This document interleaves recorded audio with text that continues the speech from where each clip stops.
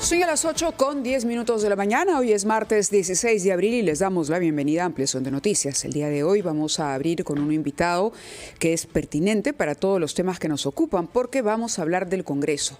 No podemos dejar de mencionar las ausencias, Fernando. El día de ayer en la Comisión de Ética, la verdad, daba vergüenza cuando el presidente justificaba la falta de quórum porque 8 de los integrantes de la comisión habían pedido licencia. Es una de las comisiones que sesiona de manera presencial y finalmente no pudo hacerlo. No pudo hacerlo. Había 3 casos de congresistas denominados mochasueldos, pero no se pudo revisar la información porque simplemente la comisión no se instaló. ¿Por qué? 8 congresistas pidieron licencia. Fernando, buenos días. Mávila, es algo grave lo que tú has dicho. Lamentablemente no es lo único que ha sucedido en el Congreso que deba motivar nuestra alerta y que debamos preguntarle al señor Víctor Andrés García Belaúnde, porque son en parte correligionarios de él y él tiene, como has dicho tú, mucha experiencia en el Congreso, a donde ha sido elegido en varias oportunidades. Efectivamente, los 4 miembros de Fuerza Popular no estuvieron presentes, de la misma manera que otros 5 de APP, de Somos Perú, de Perú Libre y de Podemos. 9. Como perdón. 9 sobre 17 fueron ausentes. 9, es así. Sí, me había quedado corta con la sí. cifra. 9, sí he contado bien, discúlpame, me parece que son 4 de Acción Popular y luego 5 más, 9 efectivamente. Sobre 17, de manera que no hubo quórum y no se pudo ver temas de ética que son un clamor popular.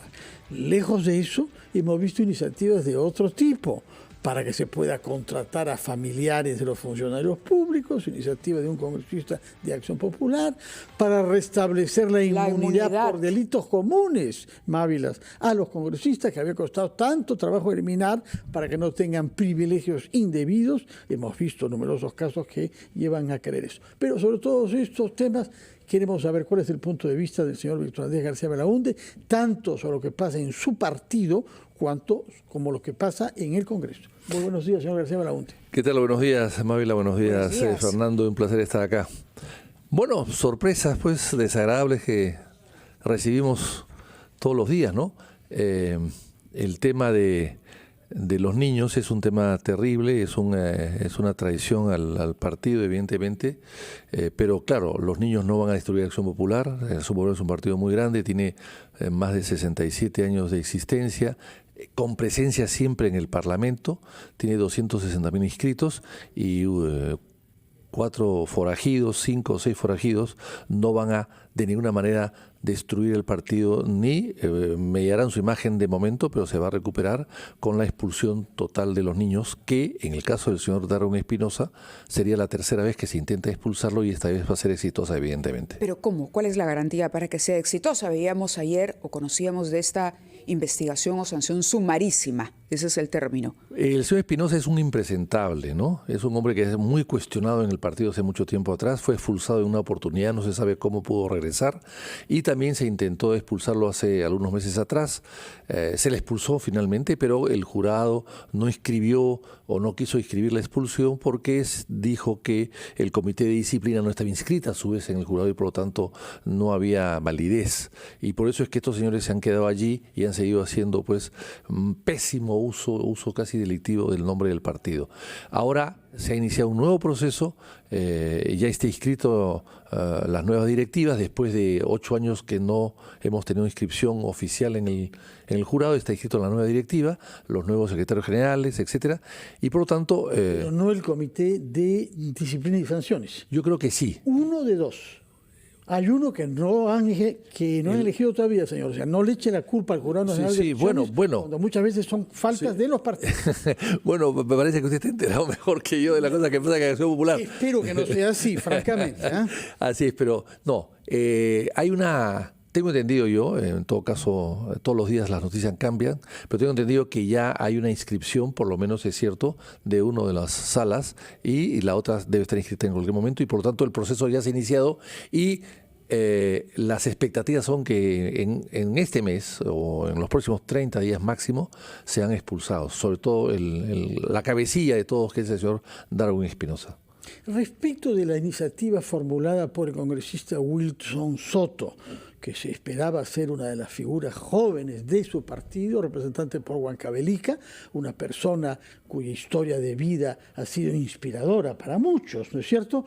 ¿Y cómo se le ocurre a estas alturas pedir que se restablezca lo que era una conquista de la decencia, sí, como es el hecho que los congresistas que cometan delitos comunes no gocen de inmunidad? A ver, esa es una buena pregunta porque efectivamente Wilson Soto empezó de abajo en el Congreso, empezó desde abajo y siempre fue una persona atenta, eficiente, y llegó al Parlamento y por lo tanto nos orgullecemos todos los que lo conocimos desde antes de que hubiese podido llegar a esa posición.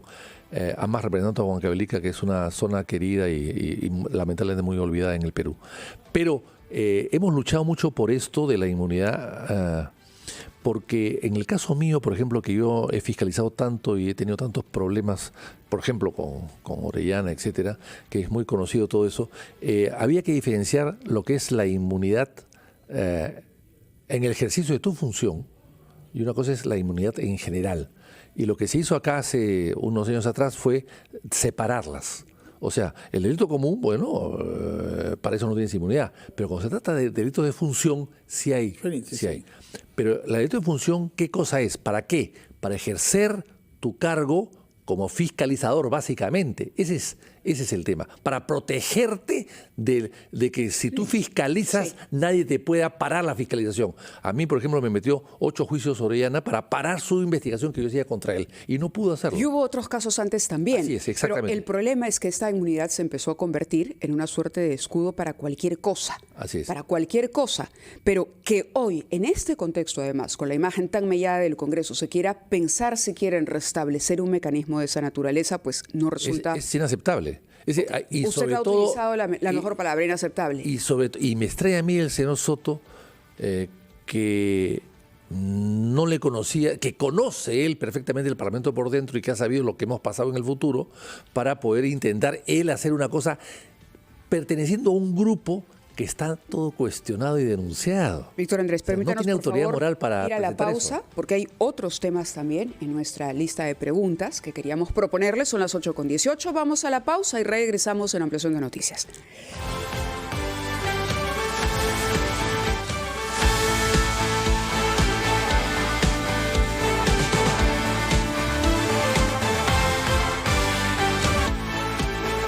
Son ya las 8:21 de la mañana. Tenemos información en vivo con Diana Falcón. Adelante, Diana.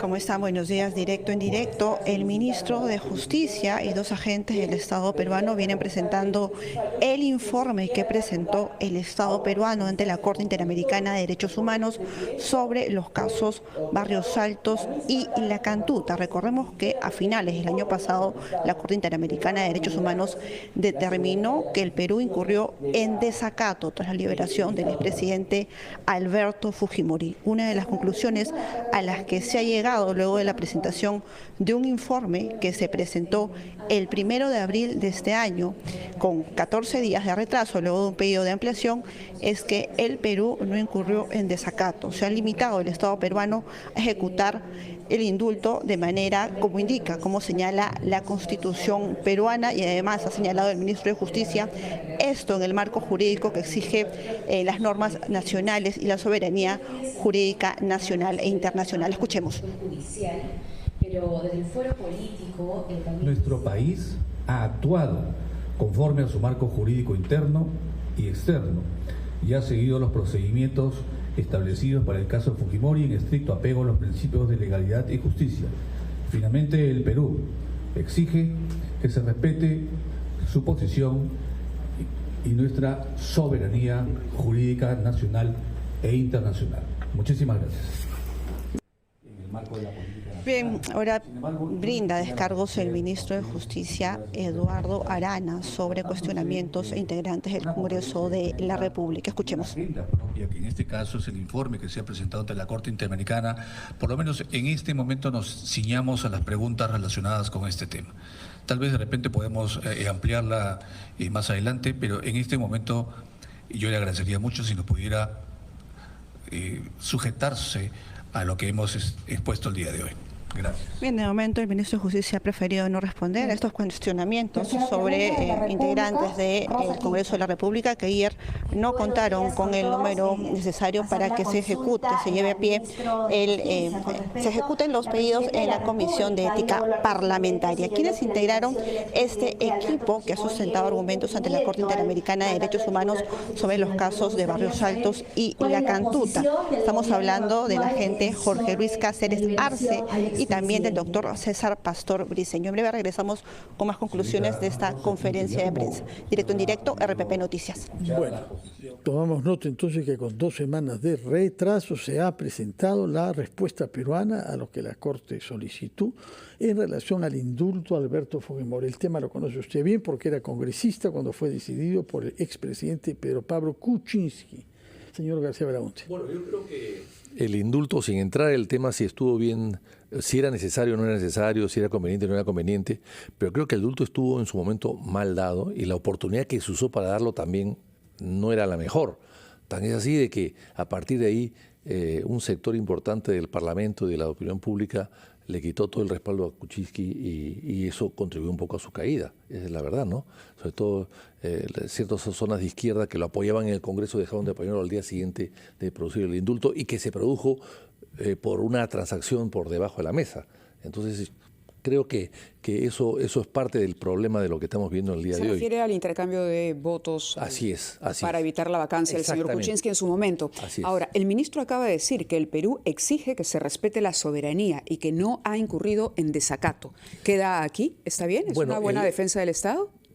Es que no puede hacer otra cosa tampoco el Estado. Primero, no, lo entiendo, el Estado se ha atrasado, no ha contestado en su momento, ¿no? Ha habido un retraso absurdo que es producto, pues, quizás de los cambios de ministros, de los cambios de decisiones del gobierno, la tibieza del gobierno, la debilidad o la incoherencia que han hecho que esto recién se presente ahora y están en desacato, evidentemente, ¿no?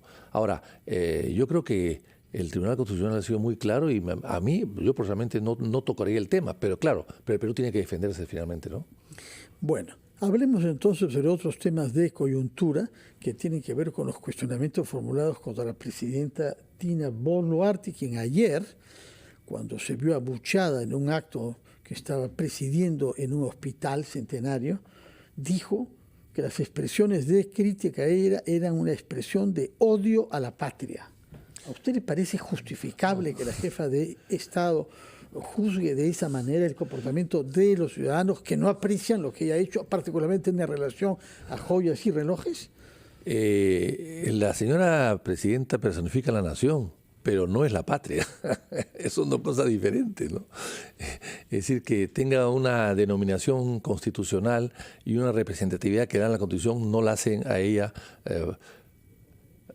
la patria misma, ¿no? Ella no representa la patria, evidentemente, ¿no? Y ni menos el patriotismo. No, yo creo que aquí ella se ha cometido un error, está evidentemente preocupada. Ella ha cambiado sus versiones. Ahora hay un préstamo, que evidentemente los préstamos en sí no son aparentemente delitos, pero nadie le va a quitar el tema de mentira. La mentira está allí. O sea, el delito puede pasar, el delito puede ser justificado, el delito puede ser no sancionado o no encontrado delito. La mentira, cosas, en pero cuanto la mentira ella está primero allí. Primero dice, es producto de mi trabajo, claro, ¿no? Es un objeto de antaño, sí, ¿no? Y luego tiene que reconocer frente a todo el país que fueron prestados por el señor Oscorima, prestados entre comillas, ¿no? Ahora, hay un momento interesante durante la declaración de la presidenta a la Fiscalía cuando se le pregunta por el origen de la amistad con el señor Wilfredo Oscorima, porque ella es muy enfática cuando habla de él y dice, nuestra relación era de hermanos. Se ha popularizado la palabra, el término huayqui, a propósito de lo dicho por la presidenta. Uno entiende, o por lo menos uno imagina que esta es una relación que en efecto sí podría ser de antaño, a diferencia del objeto que portaba en la muñeca. Pero el punto es que cuando la Fiscalía le pregunta, ¿y cuándo conoció usted a Wilfredo Oscorima?, ella refiere un almuerzo en Palacio de Gobierno cuando Pedro Castillo era presidente de la República. Pedro Castillo fue presidente de la República en el año 2021. Es decir, de 2021 a 2024 se forjó una amistad de hermanos. Sí. entre la vicepresidenta, en su momento, ministra, y el gobernador regional. ¿A razón de qué? No sabemos, para que ella hable con tanta familiaridad y además insista en la declaración ante la Fiscalía de esa relación que justifica el préstamo de un objeto como un Rolex. Bueno, el Rolex no era de antaño y la amistad y la hermandad tampoco. Lo que parece que es de antaño es la mentira. La mentira sí es de antaño. Entonces, si ahí quedará en forma permanente, ¿no? Ahí va a quedar como una persona que ha mentido. En otros países del mundo, cuando los jefes de Estado mienten, renuncian.